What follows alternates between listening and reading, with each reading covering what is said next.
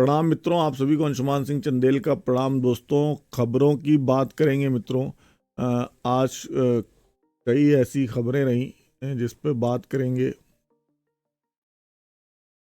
सबसे बड़ी खबर जो मेरी नज़र में रही आज की, जो भारत की मतलब आप समझ लीजिए कूटनीतिक जीत हुई। जो ये आपके समझ लीजिए हमारे प्रधानमंत्री मोदी जी, डोभाल जी और जयशंकर जी की, कि कतर से हमारे 8 भारतीय जो नौसैनिक थे उनकी रिहाई हो गई। ये लोग 2022 से ही कतर में जासूसी या कुछ ऐसे उसको लेके इन पे वो था और फांसी की सज़ा हो गई थी और कतर की जेल में बंद थे ये। अ, तो इसमें काफ़ी उनको सज़ा हो गई थी, नहीं हो रही थी उसमें। फिर मोदी जी और डोभाल जी और पहले कूटनीतिक वो लगी। और जब हमारे प्रधानमंत्री मिले वहाँ के उनसे, जो अमीर तमीम बिन हमद अल थानी जी से, तो वहाँ उनसे इस पे बात हुई और फिर भारत की एक डील भी हुई है इसको लेकर।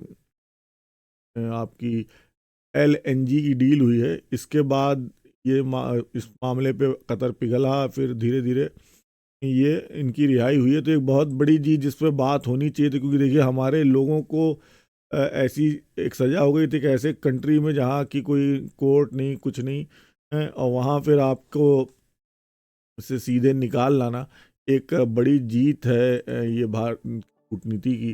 तो इसकी तारीफ होनी चाहिए मोदी सरकार की। दूसरी दोस्तों, खबरों की बात करेंगे तो और खबरें बिहार से आई। बिहार में फ्लोर टेस्ट हो गया, काफ़ी अच्छा नीतीश जी और को मतलब वो हासिल हो गया आपको। अब उसमें हुआ क्या, तेजस्वी जी ने पहले बहुत अच्छा बोला, काफ़ी भावुक भाषण दिया तेजस्वी जी ने। बाप से लेके जाने क्या क्या, और फिर उसके बाद नौकरियों को लेके बोले तेजस्वी। और तेजस्वी में वो बगल में उनके भाई भी बैठे हुए थे बड़े हुए, पर तेजस्वी एक अलग ही उसमें दिखे। उससे लगा कि नहीं, चलो कुछ तो लालू जी के बेटे करेंगे, लग तो रहा है। हम्म, उसके बाद इधर से आपके समझ लिए सम्राट चौधरी जी बोले, उनका बोलना मुझे कुछ उतना अच्छा लगा नहीं। नीतीश जी भी अच्छा बोले, ठीक बोले। पर तेजस्वी अच्छा बोले आज बिहार विधानसभा में। पर नीतीश कुमार की सरकार खेल विश्वास मत प्रस्ताव में जीत गई और उनको 100 कुछ मतों से हासिल हो गए जो जरूरी जरूरी थे।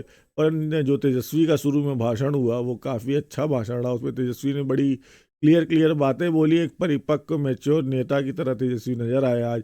तो विपक्ष में जहां नेताओं की कमी दिख रही है, वहां कुछ नए नेता निकल के आ रहे हैं। उसमें तेजस्वी आज विधानसभा बिहार में दिखे। वहीं नीतीश कुमार अब उम्र ढलने के जैसा भाषण देते हुए दिखे। कुछ नई बात नहीं रही, और अब जो पाला बदलने को लेके हो गई हैं चीज़ें उनके साथ, उससे उनकी एक साख पे तो बट्टा लगा ही है। आगे बात करेंगे दोस्तों। आज महाराष्ट्र में भी अशोक चौहान जी ने रिजाइन कर दिया है और शायद भाजपा में शामिल होने वाले हैं। तो ये सब खबरें रहीं। और मित्रों, अ, दिल्ली में आपको पता ही है, दिल्ली में किसान आंदोलन को लेके काफ़ी हाई अलर्ट चल रहा है। धारा 144 कई शहरों में लागू है और बॉर्डर सील किए जा चुके हैं।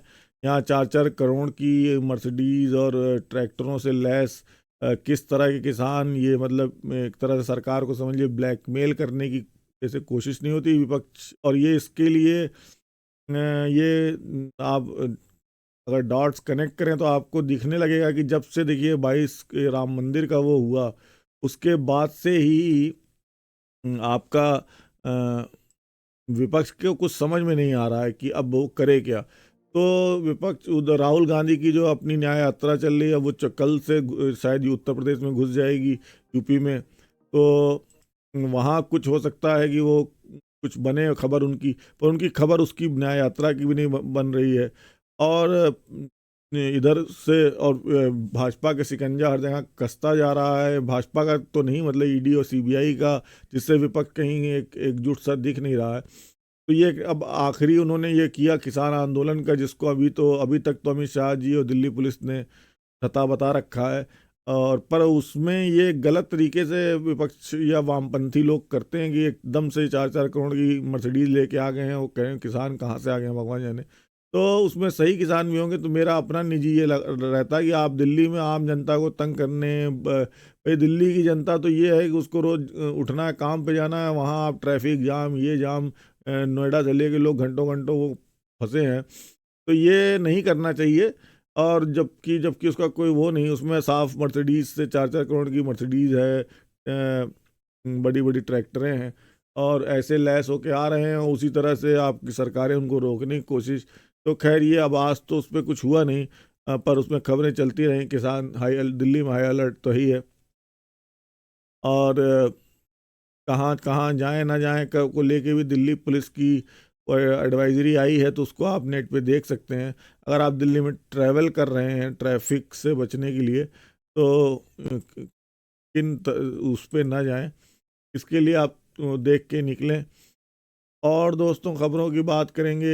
एक बड़ी थोड़ी दुखद खबर रही कि कुमार विश्वास जी का वो था, लग रहा था कि राज्यसभा की जो लिस्ट आएगी भाजपा की, आपकी उत्तर प्रदेश की, अब जयंत चौधरी से को लेने के बाद ये लगा कि इधर पश्चिमी यूपी से कुमार विश्वास जी राज्यसभा के लिए जाएंगे। और इधर कुमार विश्वास जिस तरीके से सोशल मीडिया पे भी खुल के हर उसमें भाजपा की और मोदी जी के उसमें बोल रहे थे, उससे भी लग रहा था कि जैसे कि अब राज्यसभा में तो भेजेगी भाजपा इनको।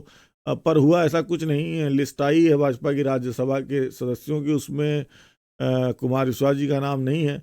खैर निजी रूप से अगर वो जाते तो मुझे कोई उसमें आपत्ति ना होती, मुझे अच्छा ही लगता, पर नहीं गए। खैर तो वो भाजपा की अपनी पार्टी की वो है। अ, और दोस्तों खबरों की बात करेंगे तो हम्म, जाट आंदोलन तो को लेके वो चल रही है। वो इतनी बड़ी, देखिए मैं कहीं आपको बताऊं कि इतने जाटों का वोट नहीं है यूपी में जितना जाटों की राजनीति को लेके भाजपा परेशान दिख रही है। उसकी सबसे बड़ी वजह तो एक तो ये भी है कि वो यहाँ के आंदोलन को जो दिल्ली में होने वाला उसको थोड़ा कमज़ोर करना चाहती है, क्योंकि ये जो किसान आंदोलन इस बार का, इसमें वो सारे जो संगठन किसानों के सब नहीं भाग ले रहे हैं जिसने पिछली बार लिए थे। क्योंकि अब जयंत चौधरी इधर आपके पश्चिम यूपी से के जाट उसमें कुछ टूट जाएंगे, जयंत चौधरी चले गए भाजपा में। तो इस वजह से बाकी आप ये सोचिए कि भाजपा को जाटों का कोई बहुत ज़्यादा वोट है और ऐसा जयंत चौधरी के जाने से कुछ हो जाएगा, तो वो नहीं हो रहा है। तो भाजपा कुछ ज़्यादा ही मतलब फूंक फूंक के कदम रख रही है यूपी में, और ख़ास तौर से जाटों को लेके। वो उसकी वजह यही है कि वो इस किसान आंदोलन को दबाने की भी और उन जाटों को खुश करने की कोशिश भी रही होगी है। तो खैर इसमें ये खबर रही। और दोस्तों सोशल मीडिया से खबरों की बात करें तो आज वही ठाकुर का कुआं में पानी को लेकर वो चली कि बिहार में अभी जो उन्होंने कहा उसको लेकर उनका बयान आया है आनंद मोहन जी के बेटे का कि ठाकुर को, ये देखिए अब ये 4 करोड़ की मर्सिडीज में गरीब अन्नदाता आ गए हैं रोड जाम करने, बाकी जाके भैंस चराओ। अब ये किस तरह के अन्नदाता हैं जिस तरह की गाड़ियों से दिल्ली जैसे मतलब शहर में, तो खैर वो उनका अपना हक है। और दोस्तों सोशल मीडिया से बात करेंगे खबरों की थोड़ी सी। तो जौनपुर से हमारे बीजेपी के प्रत्याशी को लेकर तमाम अटकलें चल रही हैं। एक आपके आईएएस अधिकारी हैं अभिषेक सिंह जी, वो भी शायद इस समय जौनपुर से भाजपा की टिकट को लेके बहुत प्रयासरत हैं। धनंजय सिंह का भी नाम आ रहा है। बाकी जहाँ तक मेरी अपनी निजी वो है कि भाजपा बहुत एक एक टिकट ऐसे देगी। हम्म, तो उसमें अंत तक पता चलेगा कि क्या होने वाला है। दूसरी हमारे भारत रत्न को के लेकर भी तमाम सोशल मीडिया पे चली, तो वो बात तो सही है कि आपने देखिए ऐसे ऐसे लोगों को दे दिया।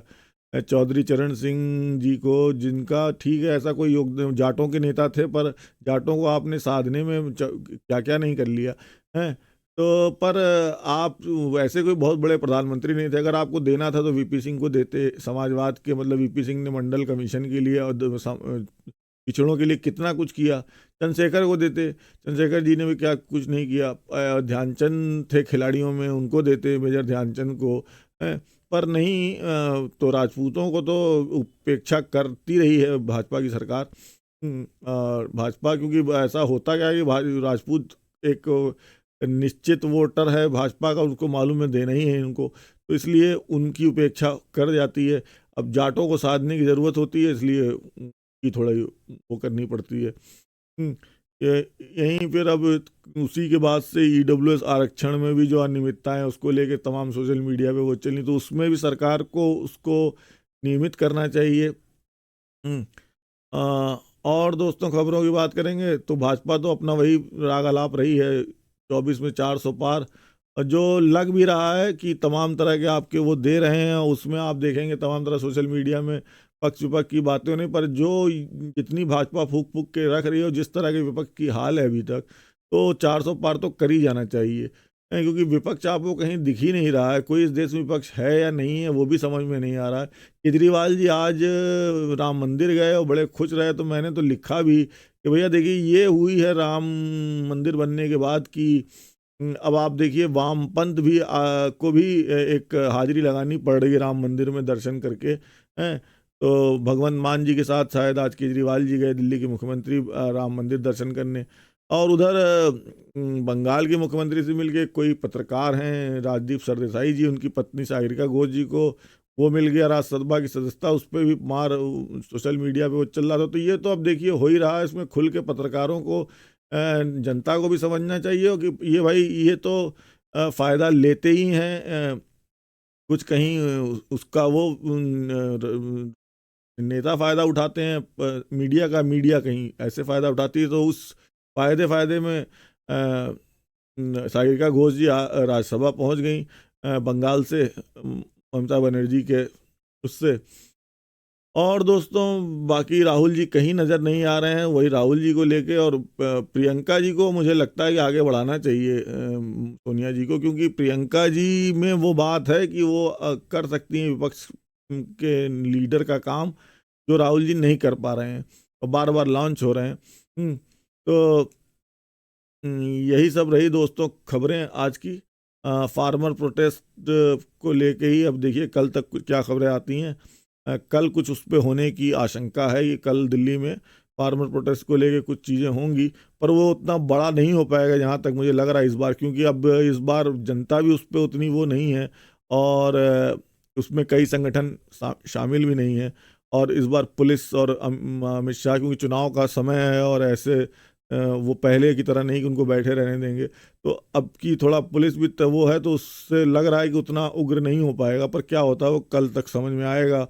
आज की सबसे बड़ी खबर तो दोस्तों मेरे हिसाब से यही रही कि जो आपके कतर से हमारे 8 लोगों को रिहा कर लिया गया, तो काफ़ी मतलब बड़ी कूटनीतिक जीत भारत की समझ लीजिए कि आपके ऐसे किसी उसमें 8 मृत्युदंड पाए हुए लोगों को फिर से सरकार ले आई, तो उसके लिए बार बार साधुवाद मोदी सरकार, अजीत डोभाल जी को और हमारे विदेश मंत्री जयशंकर जी को। इसी के साथ दोस्तों विदा लूँगा। नीतीश कुमार जी को फिर से बधाई, वो मुख्यमंत्री बन गए दोबारा से 9वीं बार। और आ, आ, कल देखते हैं राहुल गांधी जी का क्या रहता है। कल शायद कल परसों में वो यूपी में इंटर करेंगे, और किसान आंदोलन को लेके भी कल 13 तारीख है, दिल्ली से खबरें आएंगी, तो कल उस पर बात करेंगे। दोस्तों विदा लेता हूँ, एक बार फिर आपको प्रणाम। और दोस्तों हमारे ये सोशल मीडिया के लिंक आपको नीचे दिख रहे हैं, तो यहाँ हमें फॉलो कर सकते हैं, हम और भी तरह की एक्टिविटी करते हैं, वहाँ आप हमसे जुड़ सकते हैं। अगर हमें सपोर्ट करना चाहते हैं, इस तरह की हमारी और वीडियो देखना चाहते हैं, तो हमारे इन लिंकों पर हमें मदद कर सकते हैं। एक बार आप सभी को दोस्तों फिर से प्रणाम। अंशुमान सिंह चंदेल का शुभ रात्रि मित्रों। अखंड भारत, हिंदू राष्ट्र, भारत माता की जय। जय हिंद दोस्तों, प्रणाम।